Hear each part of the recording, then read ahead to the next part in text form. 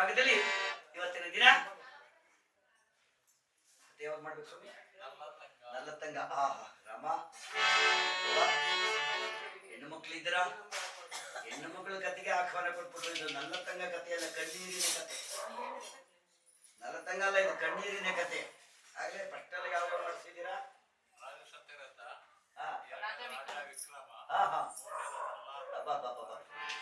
First Satyavrata. ಅವ ಯಾವ ದಾಸರು? ಮಧುರೇರ ಗಾಡಿಗಿರಿ ಪಾಳ್ಯದರು. ರಾಜ ವಿಕ್ರಮ ನಲ್ಲತಂಗ ನೋಡಮ್ಮ. ನಲ್ಲತಂಗ ನೋಡಿ, ಇಲ್ಲಿ ರಾಜರಿಗೆ ರಾಜ ಸತ್ಯವ್ರತ, ರಾಜ ವಿಕ್ರಮ, ನರದಮಯಂತಿ ನೋಡಿ, ದಮಯಂತಿ, ಪುರು ಚಕ್ರವರ್ತಿ, ಮಹಂದಾಸ್ ಚಕ್ರವರ್ತಿ ಇವರಿಗೆಲ್ಲ ಶನಿದೇವರು ಒಬ್ಬರೇ ಕಡೆ ಕಷ್ಟಪಟ್ಟರು. ಇಲ್ಲಿ ಆಗಲ್ಲ. ಇಲ್ಲಿ ಮಹಾನುಭಾವರ ಇರ್ತಕ್ಕಂಥ ಶನಿ ಮಹಾರಾಯ ಮತ್ತು ಯಾವ ಶಿವ, ಜಗತ್ರಕ್ಷಕನಾದ ಶಿವನು 3 ಮಂದಿ ಒಟ್ಟಿಗೆ ಸೇರಿ ಭಗವಂತರಾಗಿದ್ದಂತ ಆ ನಲ್ಲತಂಗ ಮತ್ತು ವಿಜೇಂದ್ರ ಗೋಪಾಲನಿಗೆ ಈ ಕಡೆ ಇಷ್ಟವನ್ನು ಕೊಡ್ತಾರೆ. ಮಹಾನುಭಾವರಾಗಿರ್ತಕ್ಕಂಥ ಅಂತ ಸುಂದರವಾದ ಕಥೆಗೆ ಆಹ್ವಾನ ಕೊಡುವ ಬಹಳ ಸಂತೋಷ. ಈ ಸುಂದರವಾದ ಕಥೆಯಲ್ಲಿ ನಿಂತ ಪಠಣ ಮಾಡುವ ದಾಸನ ಬಾಯಿದ ಏನಾದ್ರು ತಪ್ಪು ಲೋಪದೋಷಗಳು, ರಾಗತಾಳಗಳು ಭಗವಂತರಾಯ್ತಾನೆ ಶನಿದೇವರ ಕಥಾಭಾಗದಲ್ಲಿ ನಾವು ಪ್ರವಾಸ ಮಾಡುವಾಗ ಒಂದೇ ಸಮಯದಿಂದ ಪಠಣ ಮಾಡುವಾಗ ಚದುರು ನುಡಿಗಳು ಬರುಸಗಜ ಆವುದೆಷ್ಟೇ ಏನಿತ್ತು ತೊಂದರೆ ಬರುಸಕ ಒಂದು ನಡೆಸದಂತೆ ಪರಮಾತ್ಮ ಆಯ್ತಾನ ಮಹಾನುಭಾವರಾಯ್ತಾನ ಶನಿದೇವರ ಕಥಾಭಾಗವನ್ನ ಹಂಸಕ್ಕಿರೋ ನ್ಯಾಯಪಾದಿ ನೋಡಿ. ಮಹಾನುಭಾವರಿಗೆ ಯಾವಾಗ ಹಂಸ ಪಕ್ಷಿಗೆ ಹಾಲು ನೀರನ್ನು ಬರೆಸಿದ್ರೆ, ಯಾವ ಹಂಸ ಪಕ್ಷಿ ಆದ್ರೆ ಮಧುರವಾಯ್ತಾನೆ ಕ್ಷೀರವನ್ನೇ ಪಾನ ಮಾಡಿ ನೀರನ್ನು ಹೊರೆ ಮಾಡಿಬಿಡ್ತದೆ. ನಮ್ಮ ಮನೆ ಇದ್ದ ಸಿಹಿಯಾದ ಸಕ್ಕರೆ ತೆಗೆದುಕೊಂಡು ಬೀಜ ಮಣ್ಣಿನಲ್ಲಿ ಚೆಲ್ಲಾಡಿದರೆ ಸಣ್ಣದಾದ ಪುಟ್ಟದಾದ ಇರಿವೆ ಆದ್ರೆ ಮಧುರವಾಯ್ತಾನೆ ಸಿಗಿ ಆಯ್ತಾನೆ ಸಕ್ಕರೆನೇ ತಾನು ಸೇವನೆ ಮಾಡಿ ಮಣ್ಣನ್ನು ಹೊರೆ ಮಾಡಿಬಿಡ್ತದೆ. ಇದು ಮಾನವ ಜನ್ಮ. ಈ ಮಾನವ ಜನ್ಮ ಸುಮ್ಮನೆ ಕೂತುದಿರಲು ಸಾಧ್ಯವಿಲ್ಲ. ಹೇಗಾದ್ರೂ ಮಾಡ ಹೊರಗಡೆ ಹೋಗಿ ಅತಿ ಕಷ್ಟಪಟ್ಟು ಬಂದು ಊಟವನ್ನು ಕಾಪಾಡ್ಕೊಳ್ಬೇಕಿಲ್ಲ, ಅಸಾಧ್ಯವಾದ ಕೆಲಸ. ಸುಮ್ಮನೆ ಸುತ್ತಾಡ್ಕೊಂಡು ಬಂದ್ರೆ ಅವನು ಮೂಢಾತ್ಮ, ಏಡಿ ಅಂತ ಕರೀತಾರೆ. ನೋಡಿ, ಮಹಾನುಭಾವ ರೈತಕ್ಕಿಂತ ರೈತರು ನಾವು ಮಣ್ಣಿನ ಮಕ್ಕಳು. ನಾವು ಹೋಗಿ ಮಣ್ಣಿನಲ್ಲಿ ದುಡಿತೀವಿ. ಮಣ್ಣಲ್ಲಿ ದುಡಿಯುವಾಗ ಬಹಳ ಗಾಸಿ ಪಟ್ಬಿಡ್ತೀವಿ. ಆ ಭೂತಾಯಿ ಸೇವೆ ಮಾಡುವಾಗ ಆಯಾಸ ಪಟ್ಬಿಡ್ತೀವಿ. ಏನಪ್ಪ ಇಷ್ಟೊಂದು ಕೆಲಸ ಮಾಡಿ ಆಯಾಸವಾಗ್ಬಿಡ್ತು. ಅತಿ ಬೇಗನೆ ಮನೆಗೆ ಹೋಗಿ ಏನಾದ್ರು ಪ್ರಸಾದವನ್ನೇ ಸ್ನಾನ ಸಂಧ್ಯಾವಂದನೆ ಮಾಡಿಕೊಂಡು ಪ್ರಸಾದವನ್ನು ಸೇವನೆ ಹೋಗಿ ನಮ್ಮ ಆಯಾಸವನ್ನು ಮನೆಗೆ ಆಯಾಸವನ್ನು ಕಳ್ಕೊಡ್ಬೇಕಂತ ಅಲ್ಲಿಂದ ಓಡೋಡಿ ಬಂದಾಗ ನೋಡಿ, ನಮ್ಮ ಮಕ್ಕಳು ನಾವು ಬಾಗಿಲಿ ಬಂದೊಡನೆ ಬೆಳಿಗ್ಗೆ ಹೋಗಿರ್ತೀವಿ, ಸಾಯಂಕಾಲ ನಾವು ಅವ್ರ ಕಡಿ ಕಾಣೋದಿಲ್ಲ. ಮಕ್ಕಳ ಕಡಿಗೆ ನಾವು ಬಾಗಿಲಿ ಬಂದೊಡನೆ ಅಪ್ಪ, ತಾತ, ಅಜ್ಜಿ, ಅಪ್ಪ, ಅಮ್ಮ, ಅಕ್ಕ, ಮಾವ, ಅತ್ತೆ, ಚಿಕ್ಕಪ್ಪ, ಚಿಕ್ಕಮ್ಮ, ಅಜ್ಜಿ, ತಾತ ಓಡ್ ಬಂದು ಬಿಟ್ಕೊಂಡ್ಬಿಡ್ತಾವ. ನಮ್ಮನ್ನ ಒಪ್ಕೊಂಡಾಗ ನಾವೆಷ್ಟೇ ಕೆಲಸ ಮಾಡಿ ಬಂದಿದ್ರು ಅಲ್ಲಿ ವ್ಯರ್ಥ ಮಾಡಿಬಿಡ್ತೀವಿ. ನೋಡಿ, ಎಷ್ಟೇ ಗಾಸಿ ಪಟ್ಟು ವ್ಯರ್ಥ ಮಾಡಿ ಆ ಮಗುವನ್ನು ಎತ್ಕೊಂಡು ಕೂಡ ನಮ್ಮ ಆಯಾಸವನ್ನ ಕಳ್ಕೊಂಡ್ಬಿಡ್ತದೆ. ಆ ಮಕ್ಕಳಲ್ಲಿ ನಾನೊಬ್ಬ ಮಗನನ್ನು ಭಾವಿಸಿ ಸುಂದರವಾದ ಕಥೆಗೆ ಆಹ್ವಾನ ಕೊಟ್ಟಿದ್ದ ಕಣ್ಣೀರಿನ ಕಥೆ. ಇರುವ ಜನ ಅಚ್ಚುಕಟ್ಟಾಗಿ ಹಿಂಗೆ ಕೂತ್ಕೊಳ್ಳಿ ಅಮ್ಮ, ಎದ್ದೋಡೋಗ್ಬೇಡ್ರಿ, ದಯಮಾಡಿ ಹೋಗ್ಬೇಡಿ. ಆದ್ರಿಂದ ಭಗವಂತನಾಯ್ತಾನೆ ಪರಮಾತ್ಮನಾಯ್ತಾನೆ ಸುಂದರವಾಗಿರ್ತಕ್ಕಂಥ ನಲ್ಲತಂಗ ಮತ್ತು ಶನಿ ಪ್ರಭಾವ ಮತ್ತು ಶಿವನ ಸ್ವಾಮಿಯಿಂದ ಈ ಕಥೆಯನ್ನು ಕೇಳಬೇಕಾಗ್ತದೆ. ಇಂಥ ಸುಂದರವಾದ ಕಥೆಯನ್ನ ಆಹ್ವಾನ ಕೊಟ್ಟಿರ್ತಕ್ಕಂಥ ನಮ್ಮ ಗುರುಗಳಾಗಿರ್ತಕ್ಕಂಥ ಡಾಕ್ಟರ್ಗಳು ಮತ್ತು ನಮ್ಮ ಇವರು, ಅವರ ಹೆಸರು ಶಿವರುದ್ರಯ್ಯನವರು ಗೃಹದಲ್ಲಿ ಇವತ್ತು ಅವ್ರ ಧರ್ಮಪತ್ನಿಯವರು ನಮ್ಮನ್ನ ಸುಮಾರು ಆಗ್ಲೇ ಬೆಳಗ್ಗಿಂದ 3-4 ಸತಿ ಫೋನ್ ಮಾಡೋರು, ಎಲ್ಲಿ ಕೈ ಕೊಟ್ಬಿಡ್ತಾರೆ ದಾಸರು ಅಂತ. ಬೇಕಾದ ವರ್ಷನ ಮಾಡ್ತಾರೆ, ನಾವು ಹಂಗಲ್ಲೇ ಮಾಡೋದಿಲ್ಲ. ಒಂದ್ಸತಿ ಮಾತು ಕೊಟ್ಟ ಮುಗಿದೋಯ್ತು.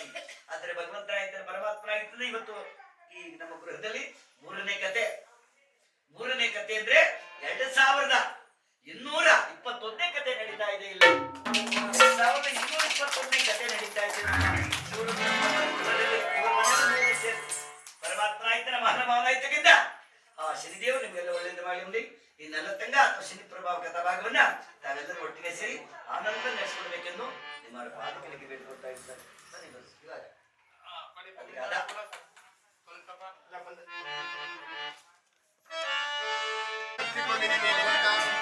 ಏನ್ ಸಮಯ 70 ಆಯ್ತು. ಶಕ್ತಿ ಕೊಡ್ಲಿ.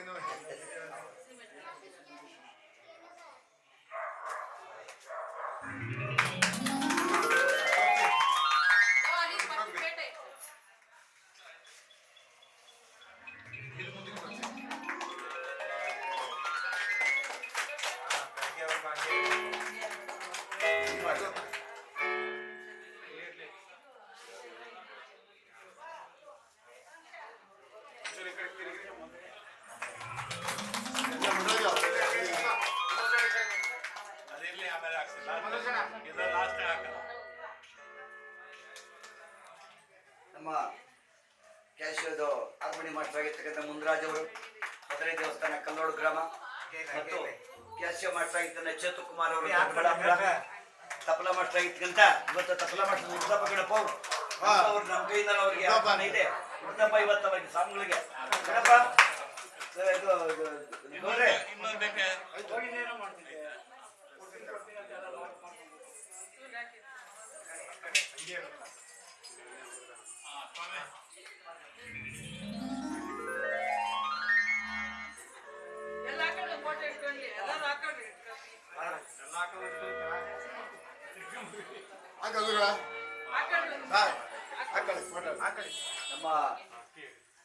ನಮ್ಮ ನಿಮ್ಮ ನೆಚ್ಚಿನ ತಪಲ ಮಾಸ್ಟರ್ ಆಗಿದ್ದಂತ ವೆಂಕಟೇಶ್ ಮೂರ್ತಿ ಅವರಿಗೆ ಹುಟ್ಟುತ್ತಪ್ಪ ಇವತ್ತು.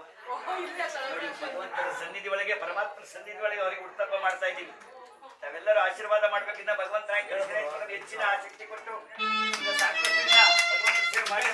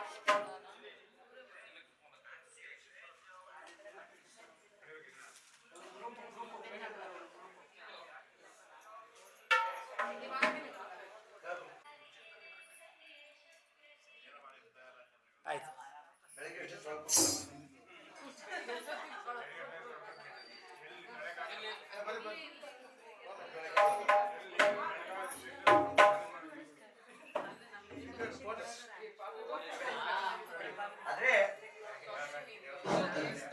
ಇಂಥ ಸುಂದರವಾದ ಕಥೆಯನ್ನ ಆರಿಪಟನೆ ಮಾಡಿದ್ರು ನಿಮ್ಮ ಮಗನಾದ ದಾಸ.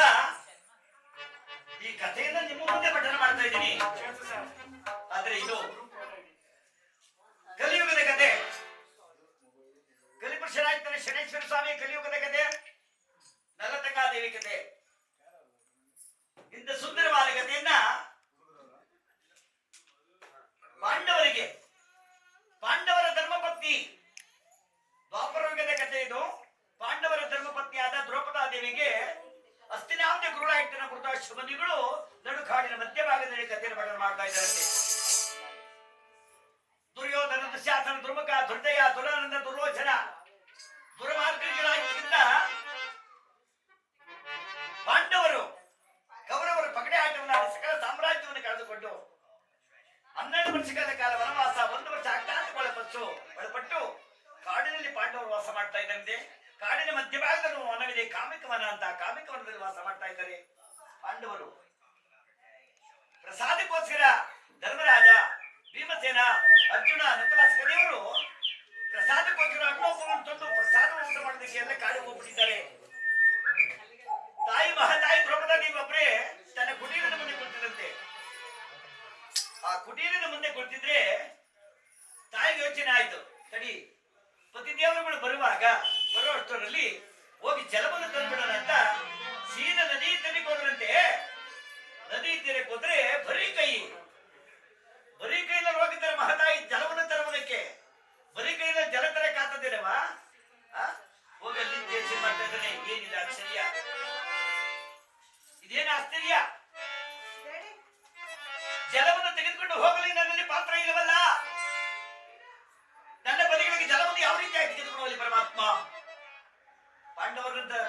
ಪಾಂಡವರ ಪಾಂಡವರ ಬೆನ್ನೆಲು ಬಂದ್ರೆ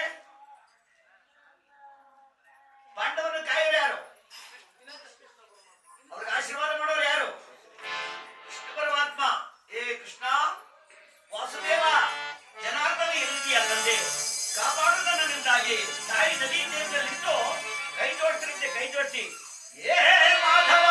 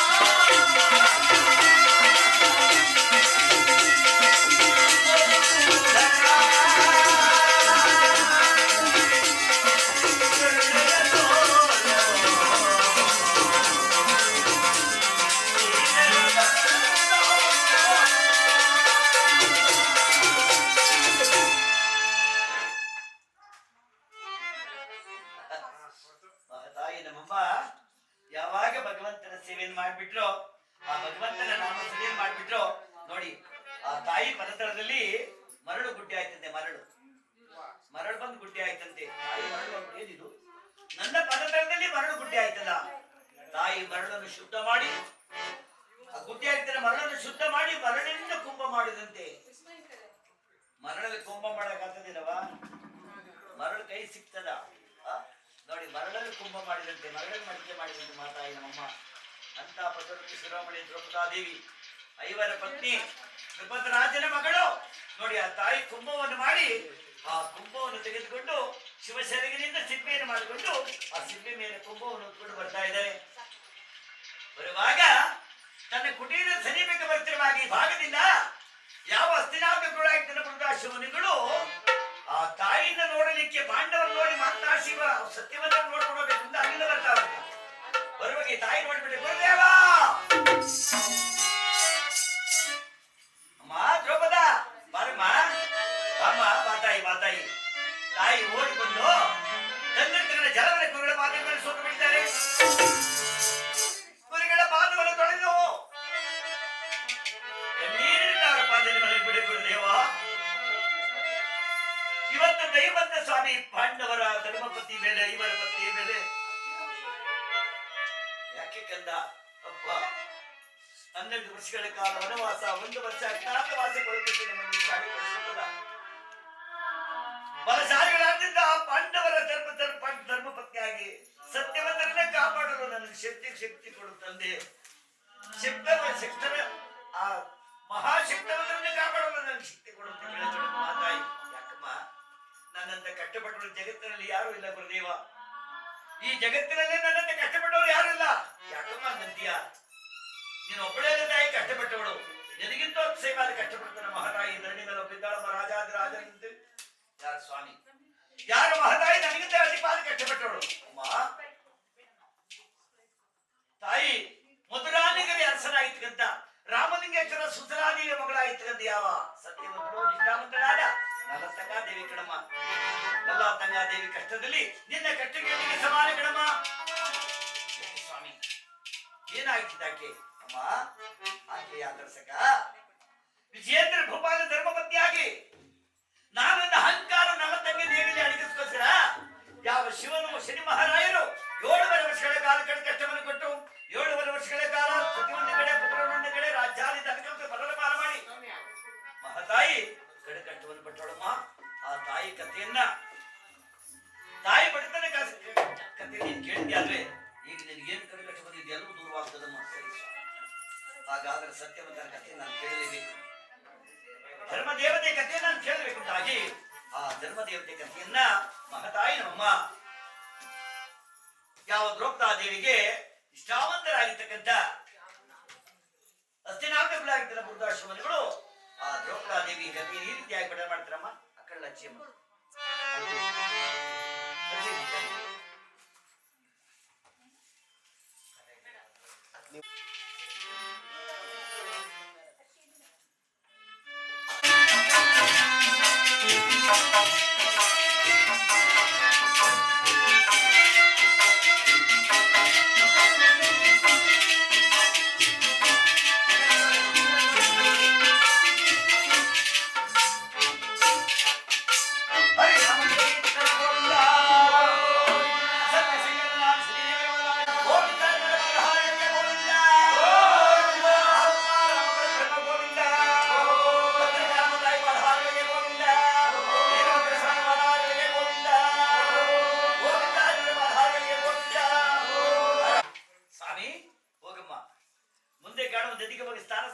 ಮಾಡಿ ಇರುವ ಬಟ್ಟೆಯಲ್ಲಿ ಮಡಿ ಧರಿಸಿ ಬಾರಮ್ಮ.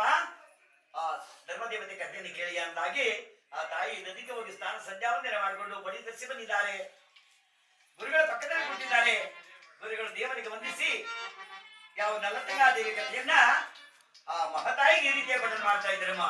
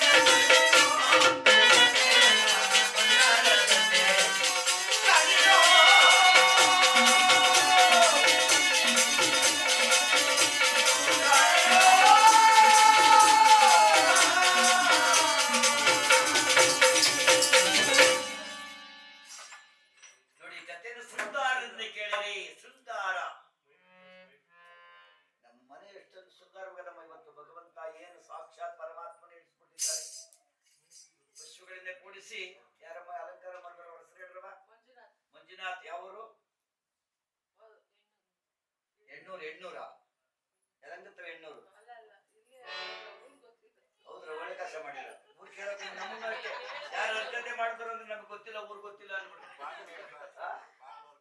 ಬಾಗ್ಲೂರ್ ಕ್ರಾಸ್.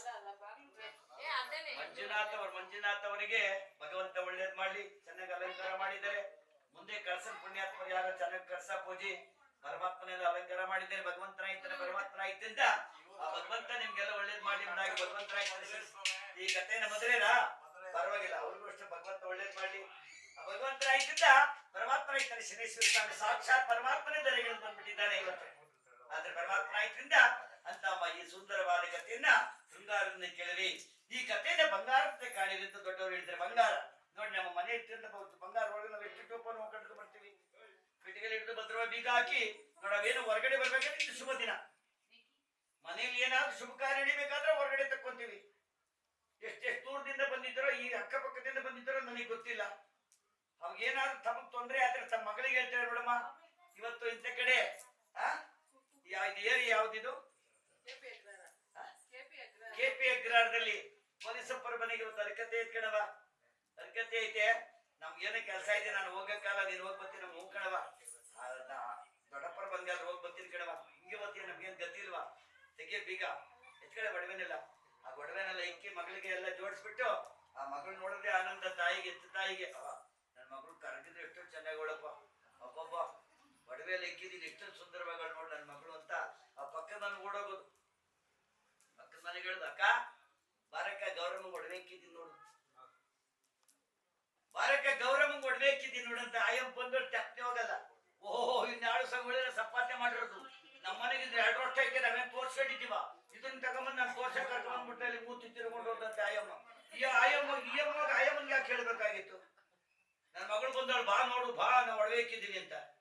ತಾಯಿ ಸರಿ, ಆ ತಾಯಿ ಶುಭ ಕಾರ್ಯಕ್ಕೆ ಹೋಗಿ ಶುಭ ಕಾರ್ಯ ಮುಗಿಸ್ಕೊಂಡು ಮನೆಗೆ ಬಂದ್ರೆ, ಅಮ್ಮ ಬಂದೇನವ ಮುಖಂಡ ಬಂದೆ, ಒಡವೆನೆಲ್ಲ ಬಿಚ್ಚಮ್ಮ. ಆಗ ಒಡವೆನೆಲ್ಲ ಬಿಚ್ಚಿಸ್ಬಿಟ್ಟು ಪೆಟ್ಟಿಗೆಲ್ಲಿ ಇಕ್ಬಿಟ್ರಂತೆ. ಈಗಲೂ ಅಷ್ಟೇ, ದೂರದಿಂದ ಹೆಣ್ಮಕ್ಳು ಮನೆಗೆ ಬರಕ್ಕಿಲ್ಲ, ವಯಸ್ಸಾದವ್ರು ಸುಮ್ಮನೆ ಇರಲ್ಲ. ಯಾಕಮ್ಮ ಬರಕೋದು ಇವತ್ತು? ಆಲ ಕಡೆ 1 ವರ್ಷ ಆಯ್ತಲೆ ತಾಯಿ ಬಂದು. ಒಬ್ಳು ಅವಳೆ ಎತ್ತಿರೋಳು ಎಂತಳೋ ಮುಂಡಿ, ಅವಳು ಬಂದು ನೋಡಿ ಸಂತೋಷ ಪಡೋಂಗಿಲ್ವೇನೆ? 1 ವರ್ಷ ಆಯ್ತಲೆ ಬಂದು. ಏನಾಗವಳು ಬದುಕವಳ ಇಲ್ವಾ, ಹೊಟ್ಟೋಗ್ಬಿಟ್ಟಾಳ ಅಂತ ನೋಡಕ್ ಬಂದಿದ್ದೇನೆ. ಇವತ್ತು ಬಂದಿದ್ಯಾ? ಹೋಗು, ಸರಿ ಇಲ್ಲ ನೀನು ಹೋಗಿ ಕೈಕಾಲು ತೊಳ್ಕೊ ಹೋಗು. ಏನೋ ಎಷ್ಟೊತ್ತಾಯ್ತು ಬಿಟ್ಟು ಮನೆ ಊಟ ಮಾಡಿಯ. ಆ ಊಟ ಮಾಡಿ ಅಯ್ಯಮ್ಮ ಕೈಕಾಲು ತೊಳ್ಕೊಂಡು ತಿರುಗಿ ಓಡೋಗೋದು. ಅಕ್ಕ ಸರಿದಕ್ಕ ಗೌರಮ್ಮ ಬಂದವಳು, ಬಾ ನೋಡು ಬಲ್ ಚೆನ್ನಾಗಿ ಕಣಕ್ಕ ನನ್ನ ಮಗಳು, ಬಲ್ ಚೆನ್ನಾಗವಳೆ. ನಮ್ಮ ಹಳಿಯ ಮನೆಯವನೆಲ್ಲ ಬಲ್ ಚೆನ್ನಾಗಿ ಮಾಡಿಕೊಂಡು ನನ್ನ ಮಗಳು. ಹಳಿಯ ಸರೋದ್ರ ಪರವಾಗಿ ಸರ್ತೋಗ್ಬಿಟ್ರೆ, ಹಳಿಯ ಸರೋದ್ರನೇ ಪರವಾಗಿ ಹೇಳ್ಕೊಬಹುದು. ಸರ್ತೋಗ್ಬಿಟ್ರೆ ಸರಿಯಾದ ಅಲ್ತಾರೆ. ಮಗಳು ಬಂದ್ರೆ ವಿಚಾರಣೆ ಹೇಳಕ್ ಹೋಗಲ್ಲ. ಏನೋ ದಾರಿ ಬಟ್ಟೆ ಓಡಾಡುವಾಗ ತಾಯಿ ಗಂಗಕ್ಕ ಗೌರಮ್ಮ ಬಂದು ಯಾವಾಗ ಬಂದ್ರೆ, ಅಯ್ಯೋ ನಾನು ಬಂದ ಕಣವ, ಯಾಕೆ ಜರ ಬೈತಾಳ ಮಾತಾಡ್ತಿ ಯಾಕವ? ಇನ್ನೇನವ ತಾಯಿ ಅಂತ ಜಾಗ್ತಾಳ ಮೋಚ್ಬಿಟ್ಟೆ ನನ್ನ ಮಗಳನ್ನ. ಹೆಂಗಿದ್ದು ಕುದುರೆ ಇದ್ದಂಗಿತ್ತು, ಇಲಿ ಪಾಲ ಮಾಡಿಕ್ಯವ್ ನಾವು. ಅಯ್ಯ ನೋಡಿ ಹೆಂಗಿತ್ತೋಳಿ, ಎಳ್ದು ಬಿಟ್ಟವನ ಈಚ್ ಬಿಟ್ಟವನೇ ನನ್ನ ಮಗಳನ್ನ. ನೋಡಿ ನ್ಯಾತ ಆಡ್ತಾಳೆ. ನೋಡಿ ಹಿಂಗವಳೆ. ಅಪ್ಪ ಯಾರ್ಯಾರು ಹೆಂಗಂಗೋಗ್ಲಿ ಅಲ್ಲಪ್ಪ, ಎಲ್ಲ ಹೆಂಗಂಗವ್ರೆ, ಯಾರ್ಯಾರು ಹೆಂಗಂಗವ್ರೆ, ಎಂತೆಂತಾರೆ ಹೆಂಗಂಗವ್ರೆ. ಅಕ್ಕ ಬೈಕ ಮಾಡ್ರಿ ಕಡೆಗೆ ಒಂದ್ ಮಾತು ಹೇಳ್ತೀನಿ. ಎಂತೆಂತಾರ ಸಾಯ್ತಾರೆ ನಮ್ಸೋಗ ನಮ್ಮ ಅಳಿಯ ಸಾಯ್ಕೋದ್ ಪುರಂದ ಅಲ್ಲಿ ಬೈಕುಂತಾವ. ಎಂತೆಂತಾರು ಸಾಯ್ತಾರೆ ನಮ್ಮ ಅಳಿಯ ಸಾಯ್ಕು. ಆ ತಾಯಿ ಶುಭ ಕಾರ್ಯ ಮುಗಿಸ್ಕೊಂಡು ಮನೆಗೆ ಬಂದನವ, ಅವು ಕಡೆ ಬಂದೆ ಬಿಚ್ಚಮ್ಮ ಹೊಡ್ಬೇನ. ಕತೆ ಹೆಂಗಿತ್ತಮ್ಮ? ಕತೆನ ಚೆನ್ನಾಗಿತ್ಕಂತವ. ದಾಸರೇ ಚೆನ್ನಾಗಿರ್ಲಿಲ್ಲ ನೋಡಕ್ಕೆ. ಇದು ಬೇರೆ ಎಮ್ಮೆ, ನಾವು ಇದು ಬೇರೆ ಕೇಳ್ಬೇಕು ಹೋಗಿ. ನೀವು ಹೋಗಿ ಎಲ್ಲ ನಮ್ಮ ಮನೆಗೊಳಗೆ ಹೇಳ್ತಿರ್ತಾರ ಕತೆನ ಬರ್ಬೇಡ, ಅವೈ ನೋಡಕ್ ಆಗ್ತಿರಲ್ಲ ಅಂತ ಹೇಳ್ತಿರ್ತೀರ. ನಾವು ಮನೆಗೊಳಗೆ ಮನೆಗೆ ಮಕ್ಕಳಿಗೋ ಯಜಮಾನ್ರಿಗಳಿಗೋ ಏನ್ ರಾತ್ರಿ ಹೋದವ್ರು ಬಂದೇ ಇಲ್ಲ, ಕತೆ ಚೆನ್ನಾಗಿತ್ತು, ಅವೈನೇ ಚೆನ್ನಾಗಿರ್ಲಿಲ್ಲ. ಏನ್ ಮಾಡೋಣ, ಏನವ ಮಾಡೋಣ? ದೇವ್ರು ಕೊಟ್ರೆ ಶಿಸ್ತೆ ಇದು, ಅದನ್ನ ಯಾರು ಬದಲಾಸಕ್ ಆಗಲ್ಲ. ಒಳ್ಳೆ ಮಾತು ಹೇಳ್ದವ, ಒಳ್ಳೆ ಮಾತು ಹೇಳಬೇಡ. ಇವ್ರು ಹೇಳ್ಕೊಂಡವ, ದಾಸನ ಒಳ್ಳೆ ಕಡೆ ಬುಕ್ ಮಾಡಿದ್ದೀವಿ, ಆದ್ರೆ ದಾಸನ ನೋಡಕ್ ಚೆನ್ನಾಗಿಲ್ಲ ಅಂತ ಅಷ್ಟೇ ಅಲ್ವಾ? ಬಟ್ಟೆ ಮಾತ್ರ ಬೆಳಗ್ಗೆ ಹಾಕಿದ್ದೆ, ಕರೆಂಟ್ ಹೋಗಿದ್ರೆ ವೈನ್ಗೆಲ್ಲ ಕರೆಂಟ್ ಎಲ್ಲ ಕುಸಿದ್ರೆ ವೈನ್ಗೆಲ್ಲ ಹುಡ್ಬೇಕಾಗ ಗೊತ್ತಿಲ್ಲ. ಬಟ್ಟೆ ಮಾತ್ರ ಬೆಳಗ್ಗೆ ಹಾಕಿದ್ದಕ್ಕಂದು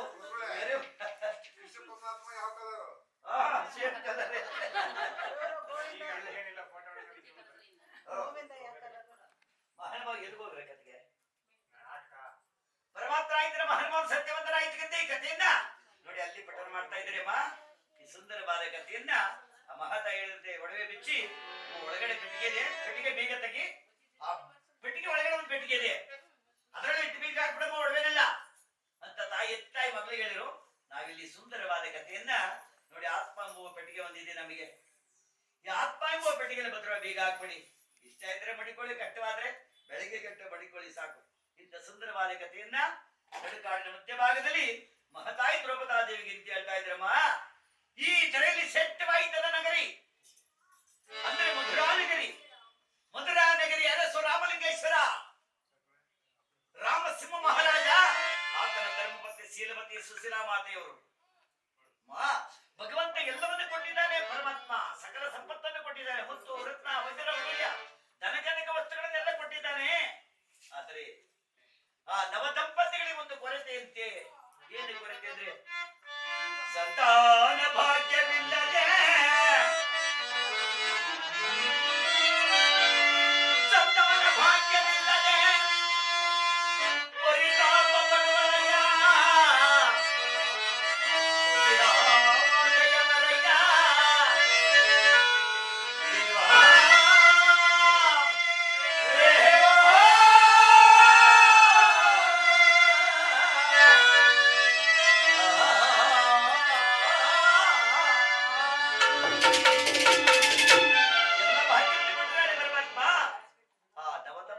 ಸಂತಾನ ಭಾಗ್ಯ ಮಕ್ಕಳಿಲ್ಲವಂತೆ ನೋಡಿ. ಸಾಕಷ್ಟು ಸಾಕಷ್ಟು ಪೂಜೆ ಪುರಸ್ಕಾರ ಮಾಡ್ತಾ ಇದ್ದಾರೆ. ಯಾರು ಏನೇ ಮಾಡಿದ್ರು ಅವರಿಗೆ ಮಕ್ಕಳಾಗಲಿಲ್ವಂತೆ. ಒಂದು ದಿನ ಮಹಾನುಭಾವನಾಗಿರ್ತಕ್ಕಂಥ ರಾಮಲಿಂಗೇಶ್ವರ ರಾಜಸ್ಥಾನಕ್ಕೆ ಹೋಗಿದ್ದಾನೆ. ಇಲ್ಲಿ ಮಹತಾಯಿ ಅಮ್ಮ ತಾಯಿ ಸಖಿಯರೇ, ಅಮ್ಮ ದಾದಿಯರೇ, ಹೋಗಿ ಪೂಜೆ ಸಾಮಾನು ತೆಗೆದುಕೊಂಡು ಬನ್ನಿ, ನಾವೆಲ್ಲರೂ ಸೇರಿ ಆ ಗೌರಿಯನ್ನು ಪೂಜೆ ಮಾಡೋಣ ಅಂತ ಆ ಮಹತಾಯಿ ಪೂಜೆ ಮಾಡ್ತಾ ಇದ್ದಂತೆ. ಮಹತಾಯಿ ನಮ್ಮಮ್ಮ ಗೌರಿ ಜಗನ್ಮಾತೆ ಪಾರ್ವತ ದೇವಿಗೆ ಅನಂತ ಭಕ್ತಿನ ಪೂಜೆ ಮಾಡ್ತಾ ಇದ್ದಾರೆ. ಬನ್ನಿಮ್ಮ ಪೂಜೆ ಮಾಡಿ.